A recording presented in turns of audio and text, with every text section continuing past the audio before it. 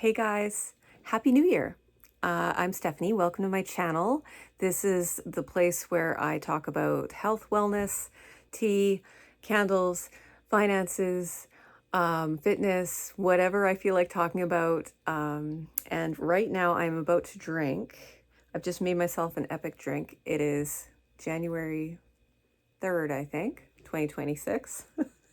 Saturday morning. So I'm making myself a really great latte. This is a maple lavender latte that I made myself. Please note that I have layered the coffee on top of the milk. I was a barista before we used that word, barista. So I used to do fancy things like this. It's got just a touch of maple syrup. It's got a little bit of food grade lavender extract and just good old milk. And I made an espresso at home. So we're going to stir it up, ruin the aesthetic so that the flavors can mix in. Hopefully it's not too cold. It's been sitting here a few minutes. All right, here we go. Perfect. Not too much lavender. Lavender is sort of soapy, so you don't want to overdo it. But I'm getting this spring vibe, you guys, already. Yes, already. I'm getting this spring vibe. And so floral things, fresh things are just kind of my vibe right now. So I wanted to come and talk to you guys about another word that is guiding me for 2026. This is the first year that I've kind of really used guiding words to kind of inspire me throughout the year and keep me focused. And the second word that I'm focusing on is right up there. It is simplify. This is huge for me. I actually started thinking about the word simplify a couple of months ago, right around the time when the holidays were getting overwhelming and work was getting overwhelming. And I just kind of didn't know where I was headed. I just had so many things to pay attention to, so many things on my plate, so many goals for myself that I wasn't reaching. And I just kind of screeched to a stop and I said, like, I need to remove 3/4 of what's going on in my life so that I can truly focus on what matters. And that is when the word simplify just appeared before me, basically. I have to have more of this. This is fantastic, you guys. I don't know, food grade lavender flavoring. I mean, you're not really supposed to eat the essential oils that you can buy in the store. So this was actually like sort of the lavender equivalent of vanilla. I don't know where she got it, probably online, like on Amazon or something. She uses it in baking, but amazing in a latte. You guys are just tuning into this and you're just watching me drink a coffee. Sorry.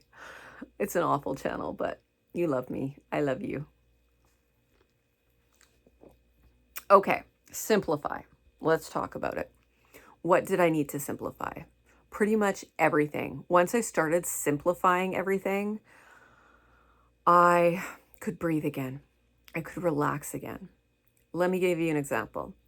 Social media. I got rid of like half of my social media apps. I didn't really get rid of them. They're still there. I can go check them if I want to, but I'm the kind of person where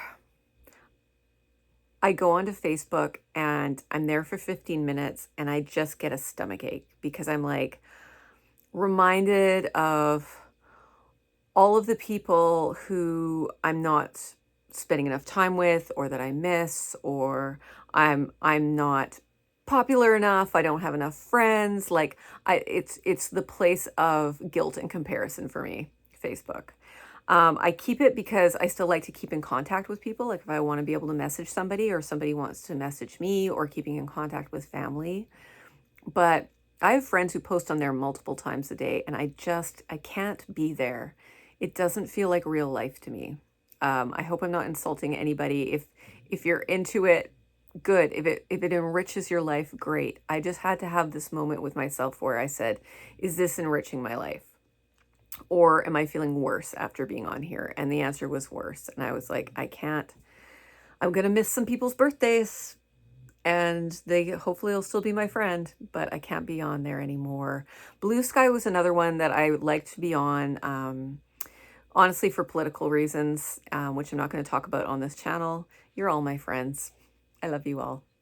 Um, but that was my safe space to express political opinions, right? And I enjoyed it, but it also really riled me up. And it took over to the point where I was checking it multiple times a day and going on there for reactions to every little thing that was happening. And I just had to go, you know what? This is actually not mentally healthy for me.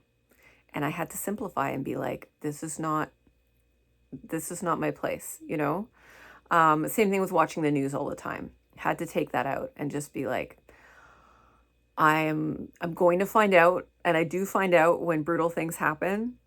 And at that point I can get riled up for an hour. I can give myself an hour of anger and rage, and then I can just step away again.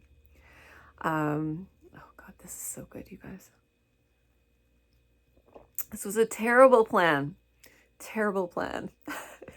It's also, okay, this coffee has hit the point of like, do you know when it's that perfect level of hotness where you can taste it and you're not burning your tongue, but it's not so cold that it's become insipid? It's like that perfect sipping temperature. I don't know what that is in degree levels, but, and look at my cute little mug. Okay. Simplify.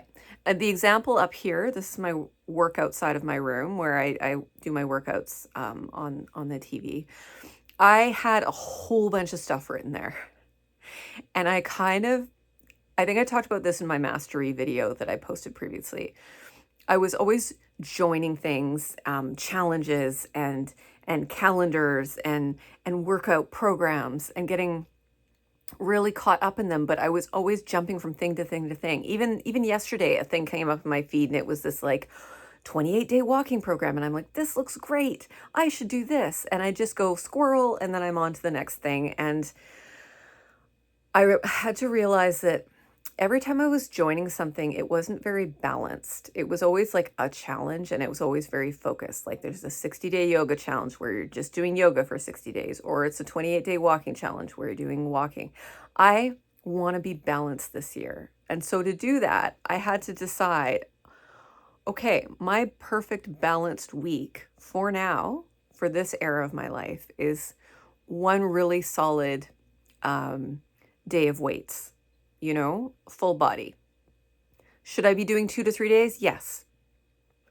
But I'm going to get one day done. One day of Pilates because that really makes my body feel great. Should I be doing 2 to 3 days of that? Of course. I should be doing 2 to 3 days a week of everything. I should be doing 7 days a week of walking. I should be doing 7 days a week of yoga, et cetera, et cetera. Guess what? I can't. I'm going to lose my mind. I need to do something else with my life.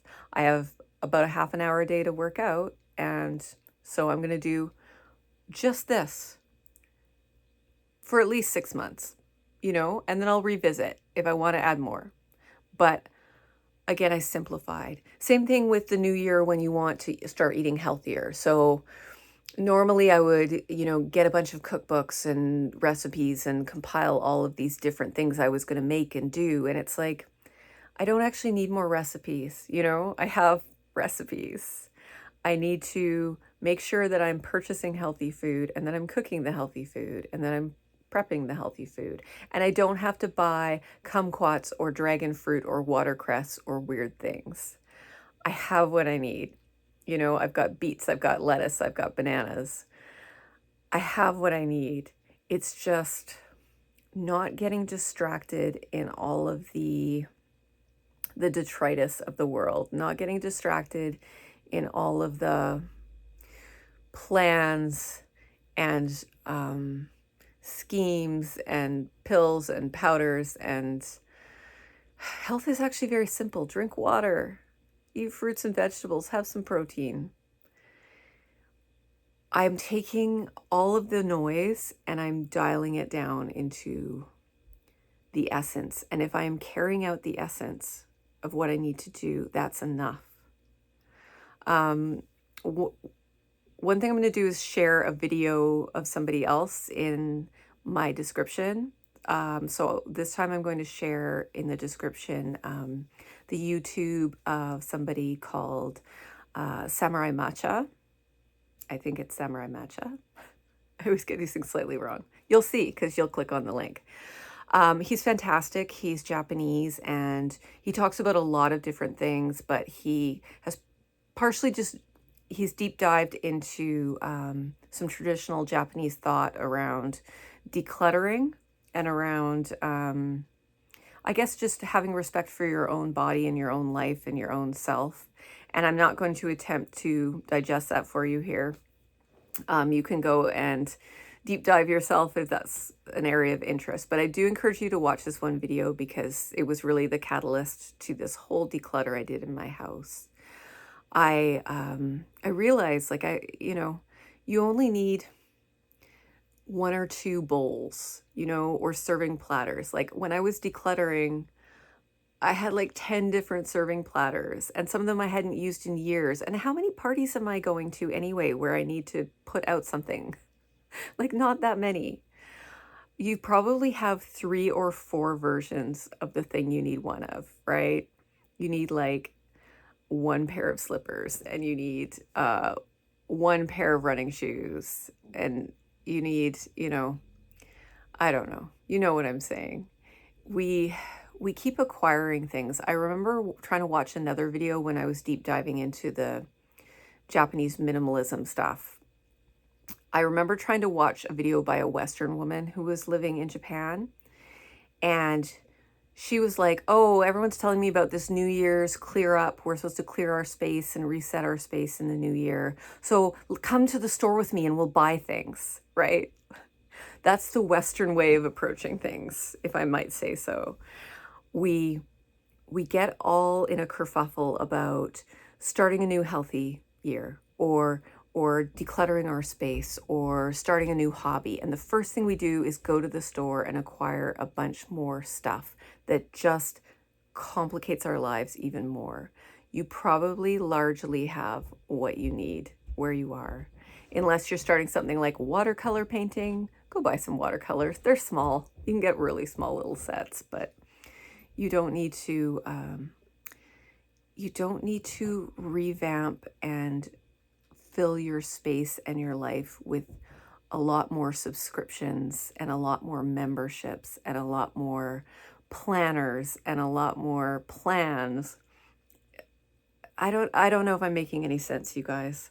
Maybe it's just the latte talking, but I feel kind of changed this year. I almost can't wait to dial down to the 10% of my life that is actually essential to me. And then I'm going to create room. One of the things that that YouTuber I was talking about says in his videos is to leave empty space on the shelf. Because how are you supposed to bring new things into your life if there's no space on the shelf for it?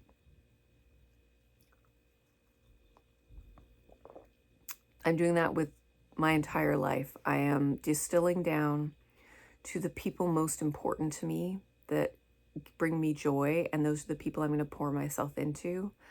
I'm going to not always look for a new recipe, but maybe really enjoy the recipes I love to make and really deep dive on those and get really good at and master them, I'm going to do my really simple workout plan more than once in a row before I decide I need to try something else.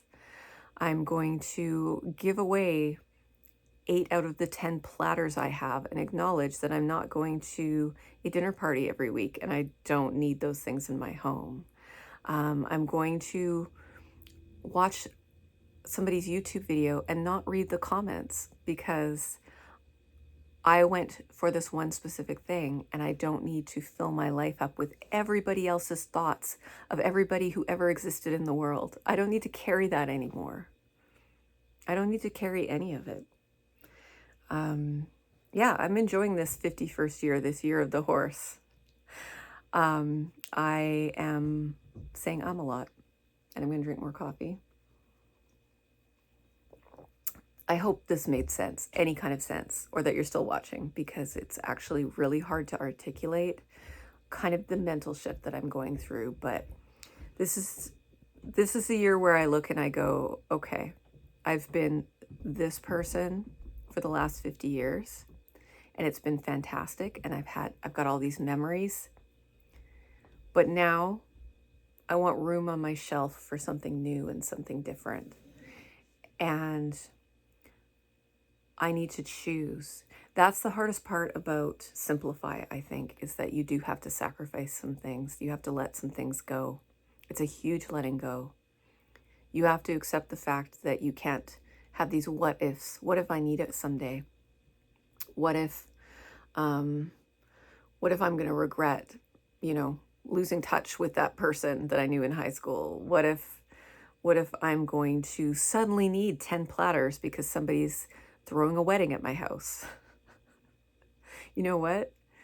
Those things can be solved. Those things can be rectified.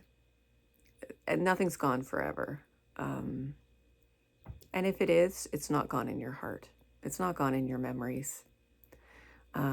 Enjoy your memories, because that's really all we get from this life. We're in the now, right?